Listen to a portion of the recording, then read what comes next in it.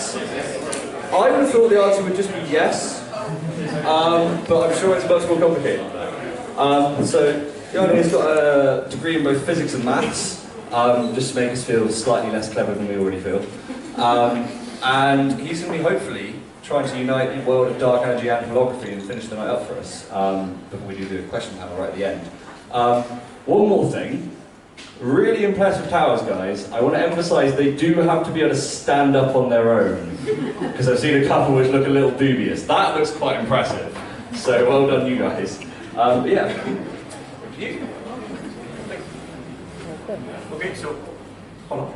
Okay, so thank you everyone for being here. Thank you to the Pint of Science organizers and the people in FM Flow for letting me speak today. So how do I change this? My bad. So, do you remember the Panama Papers? Well, so I'd like to get rid of them because reasons. So, I try to explain why it would actually make sense to go as far as going to a black hole to get rid of them. So, to do that, first I'll point in the theoretical landscape where black holes stand, and then we'll try to answer this question. So, as many of you probably know, there are four fundamental forces in nature. So there's the electromagnetic force, which deals with magnets and electrical charges. Then there's the strong nuclear and the weak nuclear, which are only relevant at very small scales, like when we study things that are inside atoms. And then there's gravity, like gravity. Okay, so we have a theory called the Standard Model, which explains these three theories, which is the particle theory that Nick was talking about. And then we have, but the Standard Model only explains these three theories. It doesn't explain gravity. So to understand gravity, we need a separate theory, which is called general relativity. Okay, so you can see here, the Standard Model is a quantum theory, whereas general relativity is a classical theory. Okay, so yes, we have all heard classical theory, quantum theory, but what's quantum theory? So the word quantum means the smallest piece possible, so one that cannot be divided again. And that's the key idea. In quantum physics, things come in packets. In classical physics, things are smooth. So let me give an example. Imagine a flat TV screen. You're sitting at the sofa, watching at the screen. If from the sofa you just see a nice, smooth image. So that's the classical theory. Now, wake up, you stand up from the sofa, walk to the TV, and then look at it from very close. When you do that, you see that it's not smooth, but it's actually made of very small lines. So it's made of the LEDs. And you're noticing that the screen is actually the LEDs, is the quantum theory. So what I try to picture here is that even if you know that the TV is just very small lights, if you know all the lights and if they are on or off, you'll still be able to know what this nice image is when you look from far. So what I want to say with this is that the quantum theory explains the same things as the classical theory does, but it also explains more things. Okay. So we have that, but in this talk I mostly talk about general relativity. So what's general relativity? Well, it's the theory that Albert Einstein did law, and then it explains gravity in a kind of a weird way. So it says that the gravitational force is because the objects bend in space-time. And what does that mean? So let me give another example. Imagine a blanket, okay? I take it, and I make it bend. Now I take a marble, and I put it on the blanket. So the marble is light, so it will not bend much the blanket. So light objects don't bend much the space-time. Now imagine that my cat comes and sits on the blanket. So the blanket will bend a lot, and the marble will roll down to the cat. So the marble rolling down to the cat is the gravitational force. And so heavy objects bend a lot space-time, and things just fall on the gravitational force. So general relativity also explains other things like gravitational waves, which is now a trending topic. But what I'm interested in today are black holes. So what are black holes? Well, basically, I want you to think of black holes as just regions in space where you get in That's it. You're not going out. So we have a region called the event horizon, which is like the point of no return. If you walk in, that's it. You can do whatever you want, but you'll just fall in. Once you fall in, you'll just fall into the singularity and just vanish. Okay, I know that this sounds a bit weird, so let me give another analogy for a black hole. Imagine that you're in a river, and that river ends with a waterfall. So you're in the river. While you're still here, you can swim up and not fall. However, once you start falling, you can swim as fast as you can. You can be Michael Phelps. You can swim up just falling. So the river here would be the exterior space-time outside of the black hole. The waterfall would be the inside, and then the event horizon, so the point of no return, would be the place where you start falling. Okay, so we have that, but so here we see it's just a waterfall. Yes, you're falling and you're not coming back. But here we have a black hole. So what does it actually mean in space-time to cross some line and then you can't go back? So thing is, we don't really know what's inside here. So yes, general relativity says something about what's happening inside here, but we know that that's not the whole story. And that's because, as I said, general relativity is a classical theory. However, we know that the wall is quantum because our theory for particles works very well. So we believe that the standard model is correct, or well, that the things that describe are correct. So we know that the wall is quantum. So what we can do, since we only have a classical theory here, we can take general relativity, so this classical theory, take the standard model and look at quantum effects happening here. So Stephen Hawking was the first to do that, and he found what we call the Hawking radiation. So remember, this is a quantum effect. So it's a quantum effect, so it's going to be weird. Okay, so basically this says that black holes evaporate. So according to quantum mechanics, a particle and an antiparticle can be created very near the horizon. Then, so an antiparticle is just like the same as the particle, but with opposite charges. So it's like the evil twin. And the particle is just something normal, like a proton. So these two particles can be created here, and then the black hole can use some of its energy to separate them. Then once it's separated, one will come towards us, and the other one will fall in the black hole. Since the black hole used energy to separate them, the black hole will lose energy, and so it will become a bit smaller. Okay, so if we're looking at that from very far, we'll see that the black hole is getting smaller, and it's sending radiation towards us, so it's sending particles. So what that means is that we'll see the black hole is evaporating. And that's the Hawking radiation. So the Hawking radiation is the things that we receive. Okay, so black holes evaporate, but now comes the fun part. This Hawking radiation, these particles that come out of the black hole, they are always the same. They are always exactly the same. And I mean that literally. I mean, whatever falls inside the black hole, the thing that it will evaporate on, it's always the same. So imagine that I have two black holes. I hide them from you. I throw a red pen in one and a yellow pen in the other one. I shuffle and I take them back.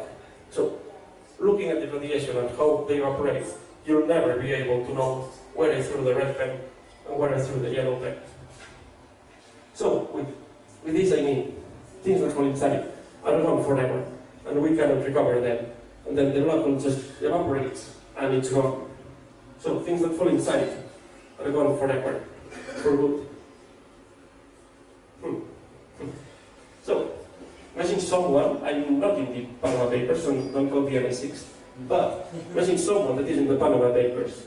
So that someone could take a day of work, just go to his favorite black hole, throw the Panama Papers in, Panama Papers would fall, black hole will evaporate, tada, then will be clean, and then he will be rich. So, sounds like the perfect plan. Or is it? So, apparently, quantum mechanics has something to say about that. Remember, as I said, Hawking radiation is a quantum effect. So we have to play by the rules of quantum mechanics. And what does quantum mechanics have to say about that? So quantum mechanics says determinism. Quantum mechanics is a deterministic theory.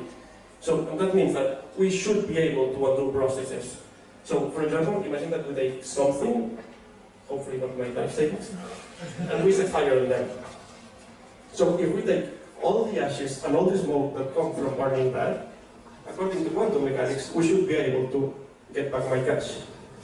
Okay, so that may sound weird, but come on, it's not that weird. You're taking everything that comes out, so all the ashes and all the smoke, so you have like everything that came out, just going back and doing it. Okay, however, quantum mechanics is deterministic, so all processes can be undone. But on the other hand, we just saw that if we throw something in a black hole, that thing is lost forever and it cannot be recovered. So these two pictures are in contradiction. And in contradiction, it means that it's a paradox, because one says that all things can be recovered, and the other thing says that things are lost. So these two things don't match. So this is called the black hole information paradox. Now, what's a paradox? So, paradox is something that we don't understand. And we don't understand it because, as I said before, general relativity is just a classical theory of gravity. However, we know that the world is quantum, and we looked at quantum effects in this side. So, to understand that paradox, we have to know the whole story. And to know the whole story, we have to know quantum gravity. Okay, so, quantum gravity. How do we do that? Well, the best candidate so far to explain quantum gravity is string theory. Now, as Nick was saying before, I have to remark something here.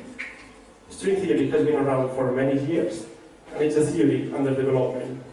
So, from now on, I won't explain final truth, just the best candidate that theoretical physicists have to explain quantum gravity. So, string theory will not only explain quantum gravity. So, if string theory works, or well, I should say, when string theory works, it will be a theory that will explain all the four fundamental forces at the quantum level. So, string theory will be able to explain in the quantum vision the four forces. Okay, so it will be able to explain quantum gravity and the standard model together in a single theory, which is kind of nice. So, yes, this sounds perfect, string theory.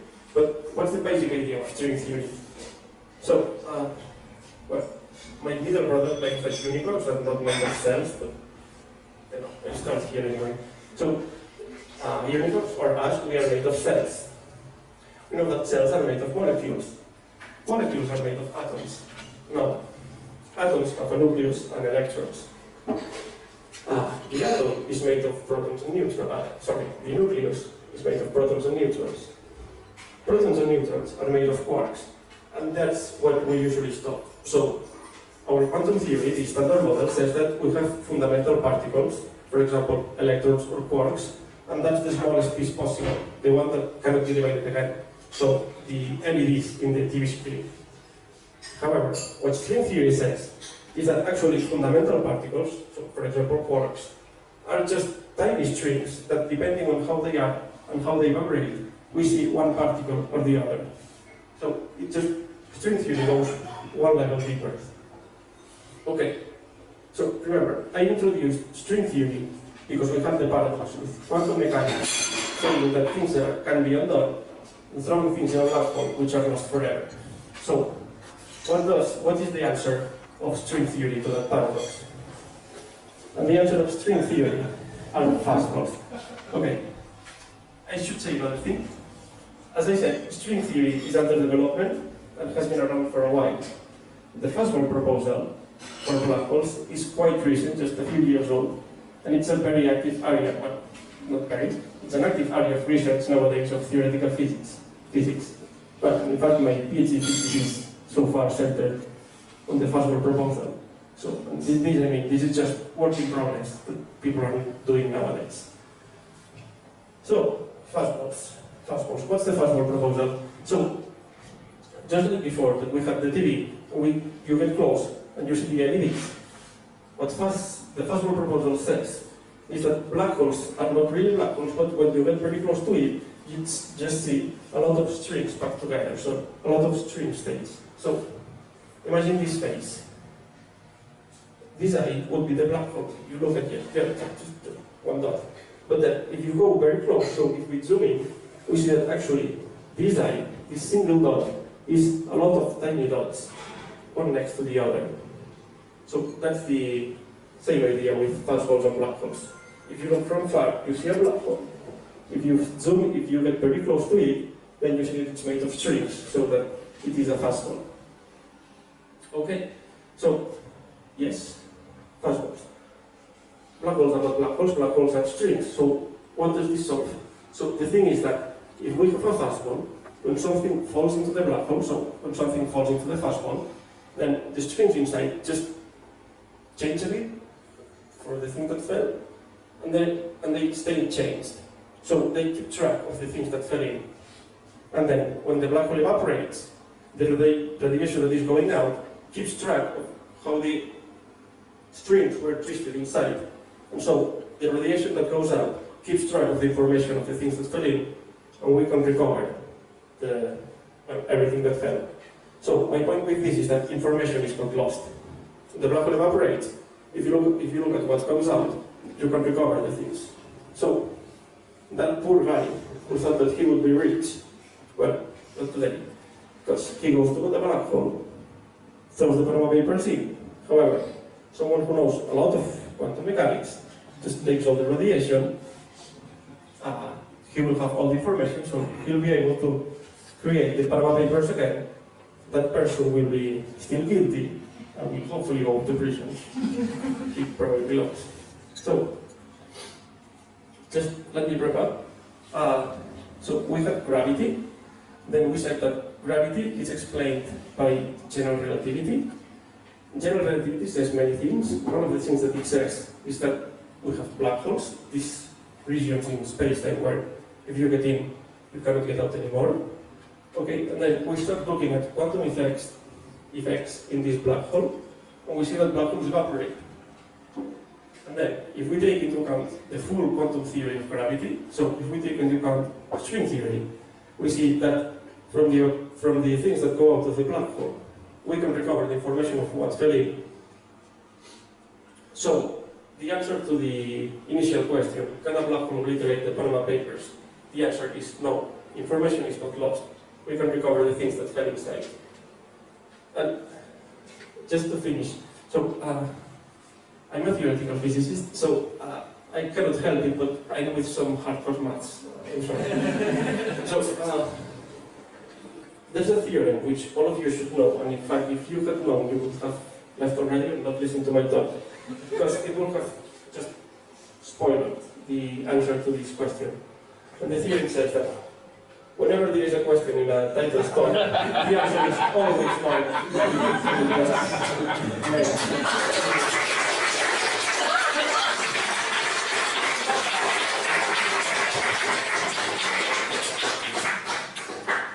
So that's probably the funniest talk on black holes I've ever heard.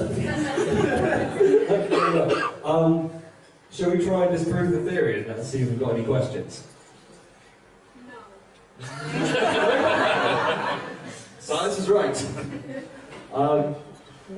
We do have one. Sorry. Why does black holes evaporate? Sorry? Why black holes evaporate? Yes, so, as I said, What was the question?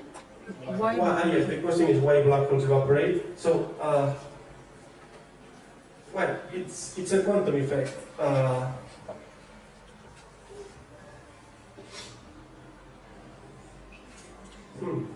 Does anyone has a good answer to that? I think I can hazard a guess. So the basic idea is if you have enough energy knocking about, you can create a pair of particles which have opposite charges. And normally they will just appear and immediately attract to each other because they've got opposite charges and annihilate and disappear again. But if this happens exactly on the edge of a black hole, if one would appear and end up on one side of the event horizon and the other ends up on the other, So one gets sucked in and the other one can just about escape.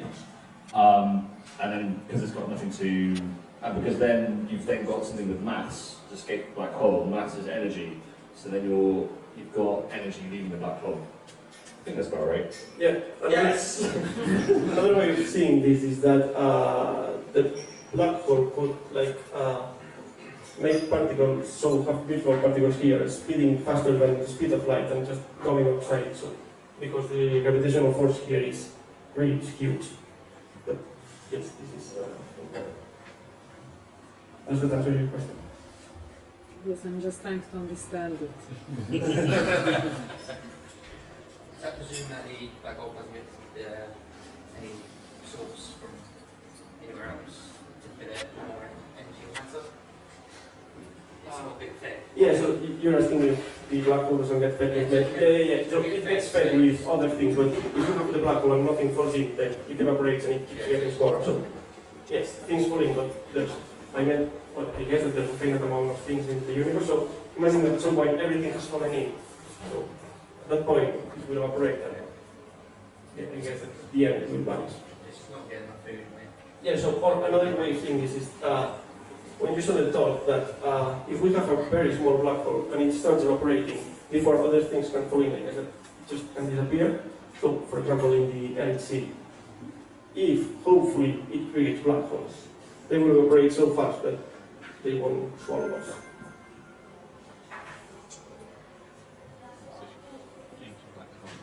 Any more questions?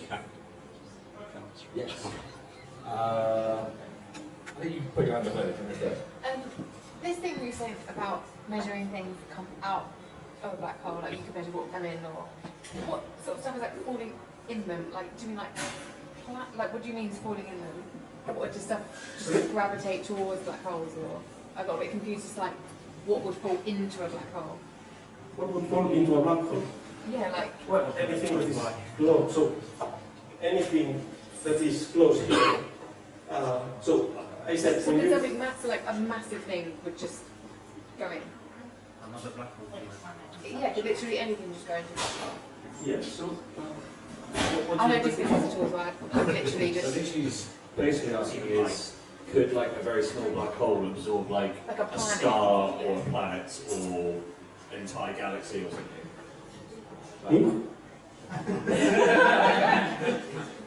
Well, I mean, I guess anything is attracted by gravity. What would happen if a very small black hole hits the Earth? It would just kind of bounce around inside. It wouldn't turn the Earth into a black hole. But I mean, they're just like any other thing that they attract. yeah, just to know what you have things falling in. Yeah, no. So it's like if I take you 100 meters into the sky and let you go, you will fall into the Earth. It's exactly the same process. And does it relate to size? Yeah, so like like the smallest the black hole fits something.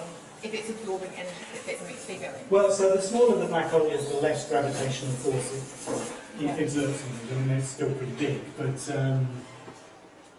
yeah. And then as stuff falls in, it becomes bigger. It's like a bigger planet has a bigger attraction. Do you want to ask your question? Do you want to ask your question now? So gravitational waves have been discovered, and now black hole collisions are real science. Yes. So can we tell whether they're fuzzballs or whether they're horizon-like objects? Yeah. So hopefully, now that gravitational waves have been discovered, so we can study gravity in a whole new way. So, for example, when two black holes collide, if you really know what black holes are made of, then just like I said, that the massive objects, or objects with mass, bend the space-time, so black holes bend a lot the space-time. If two black holes collide, then the space-time will keep track of that, and it will just like give waves, and these are the gravitational waves. So if black holes are really fast holes, and we are able to detect gravitational waves, which we are able since 1 photon or something like that, then if really we have black holes, hopefully we can predict the shape of this wave perfectly using fast holes. So the thing is that if we have only general relativity, black holes will be able to describe more or less the shape of these waves, but not exactly, but fast holes will give the precise shape if it's correct, which it is.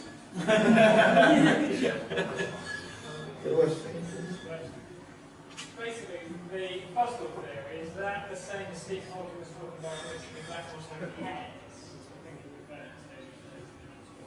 So you asked if it's the same as black holes having hair. The question was, do they have hairs or do they not? Sorry, the question was? Do they have hairs? Do they have hair? Is that the way Stephen Hawking Yeah. So, just a second.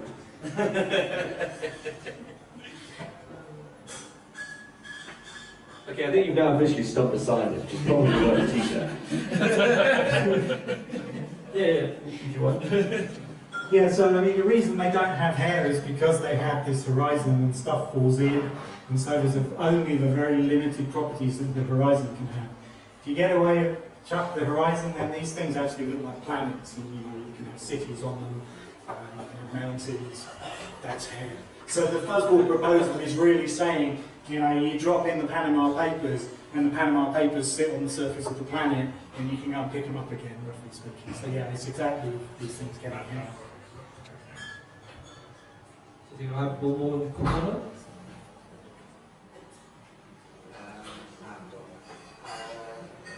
Oh, you say you can measure what comes out of the black hole based on regions strapped to Panama Papers. What can be measured in that scenario? What do we measure? Yeah. So we measure the Hawking radiation. So we measure, yeah, I said that black holes evaporate. So in this kind of way that we said that two particles are created and one gets in and one gets out, what we detect is the particle that flows out. So this is the thing that we cannot detect yet, but hopefully we'll be able to detect. Yeah? If nothing can escape the event horizon, how does that particle get out?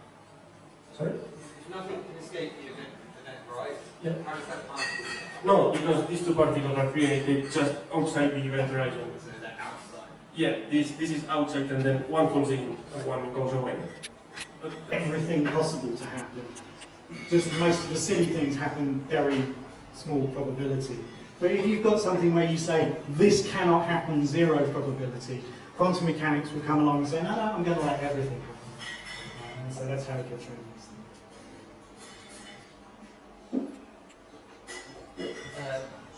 With the amount of information that's in on black hole or large black holes, you realistically only ever expectancies to get the information from small black holes. Like the amount of information that's inside there, doesn't say how you expect them to determine what that is. so you're asking me, once we detect that, how do we know Yeah, there's everything? so much in there, how do you expect how they can interpret it to what is actually there? So, I live with a guy who does some crazy computer science stuff, trying to get loads of data out of CCTV footage. That sounds like a problem for computer scientists, is if we have way too much data, and how do you filter that into something useful? And the answer is probably machine learning. Yeah, but he's a theorist. He doesn't care whether he can actually do it. The question is whether, in principle, you can do it. Yeah, it's like the Douglas Adams thing about you can reconstruct the whole history of the universe from a small bit of fairy cake. Right? The idea is that, in principle, you can do that. There's no question that actually going to. I mean, it's as ludicrous as trying to chuck a sofa into the sun, and then, you know, after it's burnt up, you get all the bits of the sun and realise there was a sofa in there.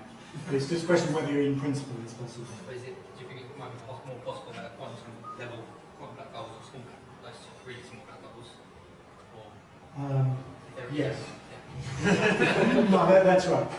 So if you could really, in a collider, we heard we're going to produce them at the LHC maybe, if you really could do that, probably you can't, but if you could, then the amount of information there would be very small and it would radiate out very quickly, and you might have a chance. And then we might actually have a theory of quantum gravity with no what's going on. Yeah, so what I have explained here is more like the mathematician's view. So once you have proof that something exists, you're happy. I mean, you don't want to attract it, you don't care what it is. Just not that it exists, so you can keep well at that. I'm an experimentalist and I hate that idea because I deal with theory every day and it never works. Ever. Most of it's never works. So I heard for quantum mechanics that for the double slit experiment, for like electrons or whatever, that it goes by holes at the same time. We don't know which one, so it looks like it is everywhere. So how do you picture this for yourself? Yes, probably you should have mentioned. So you should not think. Okay, you can think instead of thinking about particles, you can think of them as waves or even as fields. So you have some field which, okay, let me say it this way, you have a field which is infinite and just has small value somewhere. That's the most probable place where you find your particle. And imagine that for every proton in my hand. I know it's weird, but if you have that, and then you have the thing that we're shooting one particle at two holes, well, I'm almost convinced that that thing could go.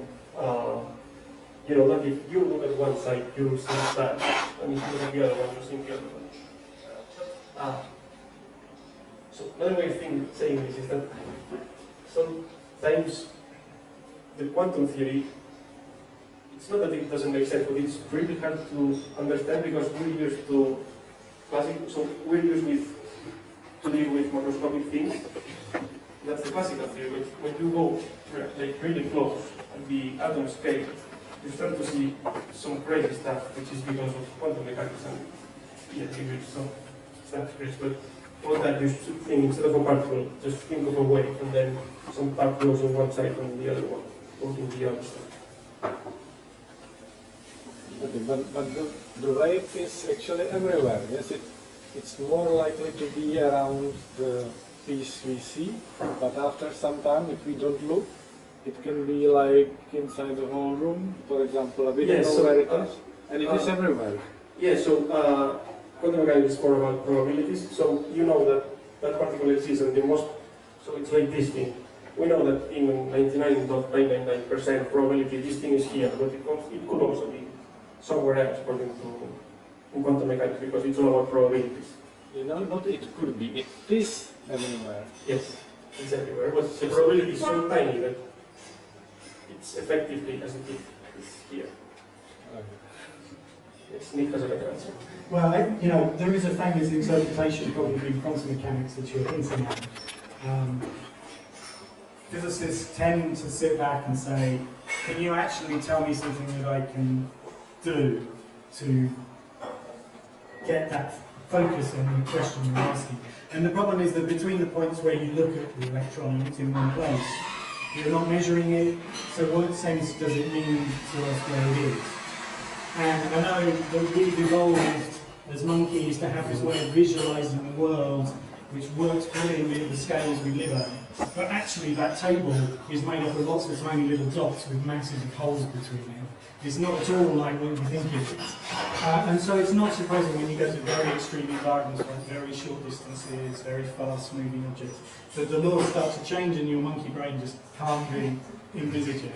And I think part of the fun for us of physics is learning that at some point you have to, of course you still try and have little models because that's how our brain works, but they're never complete. The mathematics in the units of things complete, and in that you have to trust and, in a sense, a question like where is an electron when you're not looking at it, it's not a question you should really ask because you're not making a measurement. But it takes some adjusting from the way in which we think in normal life to actually understand numbers. You see, I'm an experimentalist, so I do quantum mechanics in labs, and I would say that quantum mechanics just works because it works, and that's enough for me. But I would say that you have your electron and you haven't observed it. As soon as you observe it in your lab, then it is in your lab, and there's nowhere else. You know that, but you don't know how fast it's going. You don't know anything about how fast it's going. So you've got how fast the electron is going, and you've also got where the electron is. And you can measure one or the other, but they don't we say they don't commute in the Hamiltonian, and that's just scientific physics language. But essentially, we can't measure the two things at the same time, and so therefore we can measure one or the other, but we can't measure both. And so we can resolve one to really, really high precision, but never enough, because there's always that uncertainty, and that's what quantum mechanics is. It's weird. So it's almost kind of already started, but the next thing was going to be a general sort of question and answer discussion with everybody. So I think I'll just continue with that now and bring everybody up. So it's parallel. And also, What's your interpretation of quantum My favourite interpretation of quantum mechanics is Feynman, which goes, if you think you understand quantum mechanics, you don't understand it yet. Which I'm in a constant loop of. Because I thought I understood quantum mechanics in second year, and then I thought about it for my exam, and I really, really didn't. So, yeah, that's just the life of physics undergrad, is trying to understand whether or not they understand quantum mechanics. But you're I don't understand, and right, I don't understand. Yeah, but one is less traumatic.